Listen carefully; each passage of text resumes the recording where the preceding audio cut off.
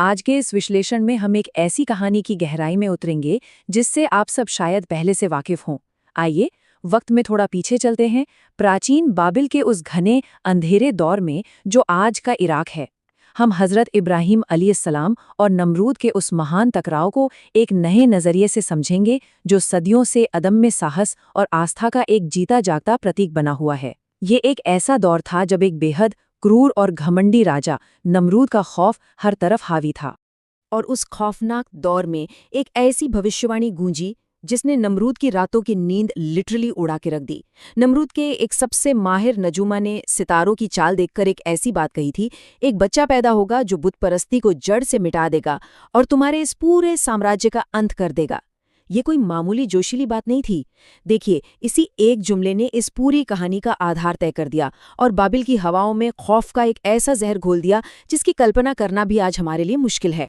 तो कहानी की असल शुरुआत होती है नमरूद के उस जालिमाना दौर से। ये वो वक्त था जब लोग अपने असली बनाने वाले को बिल्कुल भूल चुके थे। पेड़, पत्थर, सूरज या चांद, मतलब जो भी चीज सामने आती, लोग उसी के आगे झुकने लगते थे। और नमरूद, उसने तो न सिर्फ खुद को भगवान घोषित कर रखा था, बल्कि अपनी पूरी प्रजा पर ये जबरदस्ती थोप भी दिया था। उसका फरमान था कि हर किसी को सिर्फ उसके और उसके बनाए बुतों के आगे ही सर झुकाना पड़ेगा। लेकिन उस एक भविष्यवाणी के डर ने नमरूद को किस हद तक पागल कर दिया था, इसका अंदाजा स्क्रीन पर दिख रहे इस खौफनाक आंकड़े से लगाया जा सकता है। 1 लाख से भी ज्यादा। जरा सोचिए इस नंबर के बारे में। ये आंकड़ा उन मासूम नवजात बच्चों का है जिन्हें नमरूद ने सिर्फ और सिर्फ अपने सिंहासन को बचाने की सनक में मौत के घाट उतरवा दिया। आदेश बिल्कुल साफ था, कोई बच्चा पैदा ही ना हो, और अगर गलती से हो भी जाए तो उसे फौरन खत्म कर दिया जाए। उस वक्त बाबिल की हर गली, हर नुक्कड़ सिर्फ चीखों और सिसकियों से गूंज रही थी। लेकिन कहते हैं ना, जहां अंधेरा सबसे गहरा होता है, रोशनी भी वहीं से फूटती है। इस खौफनाक अंधेरे और घुंघोरे निराशा के माहौल में नोना नाम की एक नेक खातून थी जो उस वक्त गर्भवती थी। अब नमरूद के इतने सख्त पहरे और कड़ी निगरानी के बावजूद ये वाकई किसी चमत्कार से कम नहीं था कि उनकी इस हालत की किसी को भनक तक नहीं लगी। अपने होने वाले बच्चे को बचाने के लिए वो रात के घने अंधेरे में शहर से दूर पहाड़ों की एक बिल्कुल सुनसान गुफा में जा छुपी, और वहीं हजरत इब्राहिम अलैहिस्सलाम का जन्म हुआ। अब यहाँ एक सबसे बड़ा सवाल उठता है, एक बिल्कुल छोटा सा नवजात बच्चा ऐसी सुनसान गुफा में अकेला जिंदा कैसे रह सकता है? स्रोत हमें बताते हैं कि जब माँ भारी मन से बच्चे को वहीं अकेले छोड़कर वापस आई और अगले दिन जब वो आई तो देखा कि बच्चा तो मुस्कुरा रहा है और अपने ही अंगूठे से दूध पी रहा है। ये ईश्वरीय सुरक्षा यानी डिवाइन प्रोटेक्शन का एक अनूठा उदाहरण था। और हाँ, इस दौरान उनका शारीरिक और मानसिक विकास भी आम बच्चों की तुलना में कहीं ज्यादा तेजी से हो रहा था। गुफा के उस एकांत में ये 13 साल का लंबा वक्त कैसे बीता होगा, पहले दिन से लेकर उन शुरुआती महीनों तक जहां उनका विकास सालों के बराबर हो रहा था। उनकी माँ लगातार गुफा में आती और उन्हें इतिहास और धर्म की गहरी तालीम देती रही। और फिर आता है वो 13वां साल। ये वो टर्निंग पॉइंट था जब उस नौजवान ने आखिरकार बाहर की उस बेहद खतरनाक और जालिम दुनिया में कदम रखने का बड़ा फैसला किया। एक ऐसी दुनिया जिसे बदलना अब उनकी नियति बन चुका था। तो अब आते हैं उस दौर पर जहां से असल बगावत शुरू होती है। शहर में आते ही वो सीधे अपने चाचा आजार के घर पहुंचे। ध्यान दीजिए, आजार उस शहर में कोई आम आदमी नहीं था। वो मूर्तियों का एक बहुत बड़ा व्यापारी और निर्माता था। उसका घर लिटरली एक बड़ा कारखाना था जहां भगवान बनाए जाते थे। लेकिन जो चीज आजार के लिए सिर्फ एक बिजनेस और परंपरा थी, हजरत इब्राहिम के लिए वो आगे चलकर बगावत का सबसे पहला एपिसेंटर बनने वाला था। आप उस दिन की कल्पना कीजिए जब आजार ने उन्हें बाजार में मूर्तियां बेचने भेजा। वहां एक ऐसा दृश्य सामने आया जिसने सबको हैरान कर दिया। हजरत इब्राहिम ने मूर्तियों के गलों में रस्सियां बांधी और उन्हें बाजार की कीचड़ और धूल में घसीटते हुए ले गए। ये कोई मामूली शरारत नहीं थी, ये लोगों को झंझोड़कर जगाने का उनका अपना तरीका था। उन्होंने बाजार के बीचों बीच खड़े होकर लोगों से पूछा, आप लोग उन्हें क्यों खरीदते हैं जो न सुन सकते हैं, न बोल सकते हैं और न ही खुद को इस कीचड़ से बचा सकते हैं? एकदम सन्नाटा छा गया। पूरी भीड़ ये सुनकर वाकई सकते में आ गई थी। लेकिन बात जाहिर है सिर्फ बाजार तक रुकने वाली कहाँ थी। ये खुली बगावत अब सीधे नमरूद के दरबार तक जा पहुंची। जरा सोचें इस सीन को। एक निहत्था, अकेला लेकिन मानसिक तौर पर बेहद मजबूत नौजवान बाबिल के सबसे खूंखार और ईगोइस्टिक राजा के बिल्कुल सामने खड़ा था। उस ऐतिहासिक बहस के दौरान जब नमरूद ने बहुत ही अहंकार में आकर दबाव डालते हुए कहा कि मैं भी जीवन और मृत्यु दे सकता हूं, और इसके लिए उसने एक कैदी को मार दिया और दूसरे को छोड़ दिया, तब हजरत इब्राहिम ने एक ऐसा मास्टर स्ट्रोक खेला, एक ऐसा तर्क दिया जिसने नमरूद को पूरी तरह स्पीचलेस कर दिया।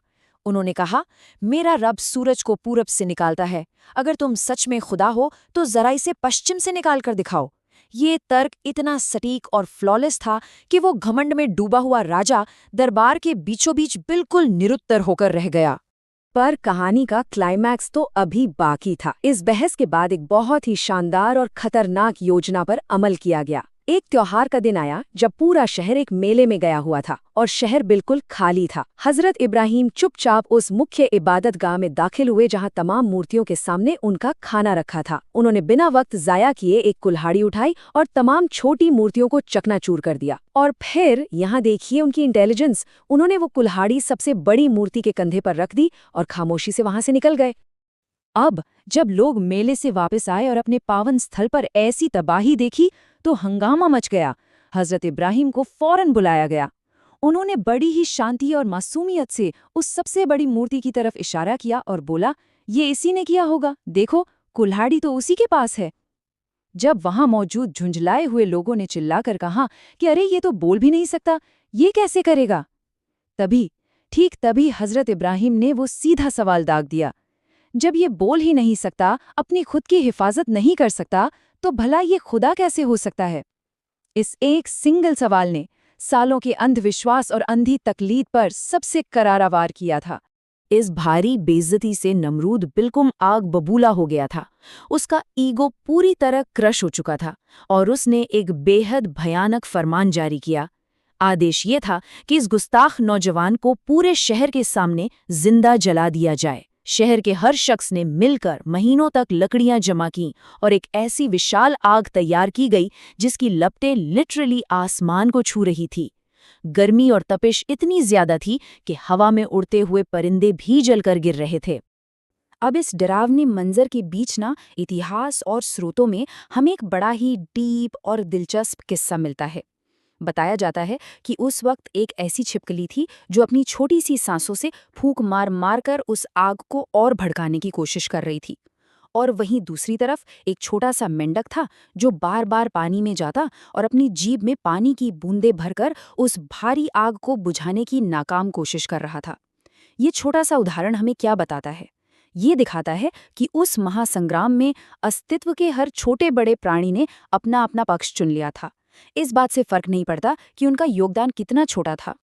आखिरकार वो पल आ गया जब हजरत इब्राहिम को रस्सियों से बांधकर उस खौलती हुई आग की तरफ फेंका जा रहा था, और यही वो वक्त था जब उनकी आस्था और उनका विश्वास अपने सबसे चरम पर था।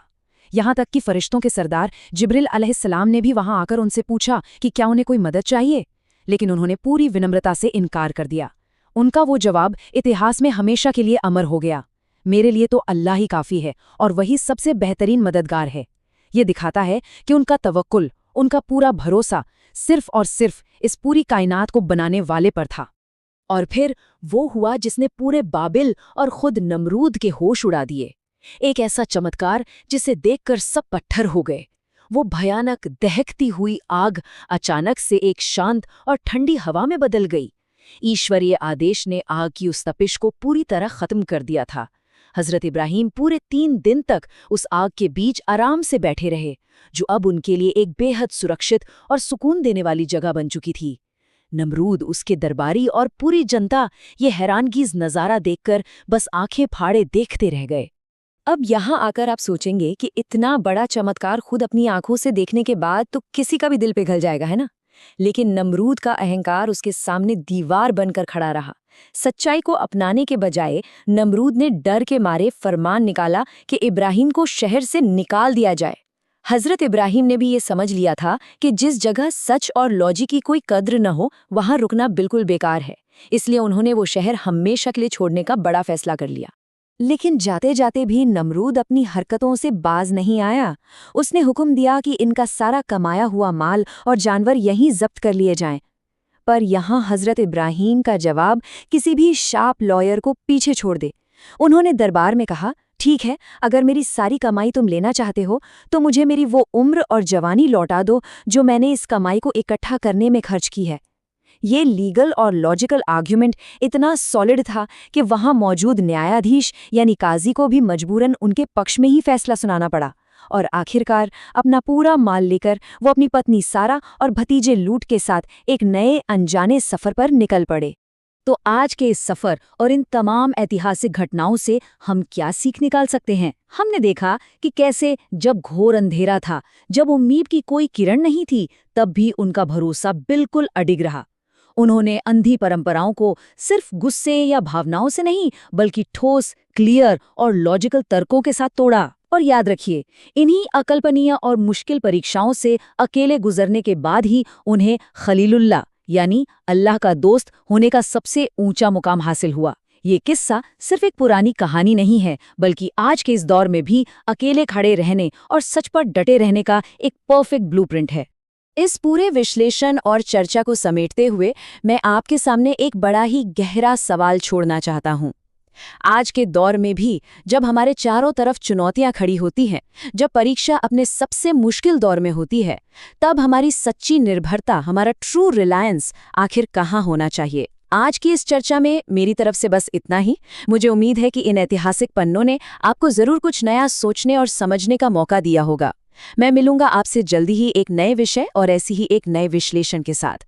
तब तक इस सवाल पर थोड़ा रुककर, थोड़ा ठहरकर गहराई से विचार जरूर कीजिएगा।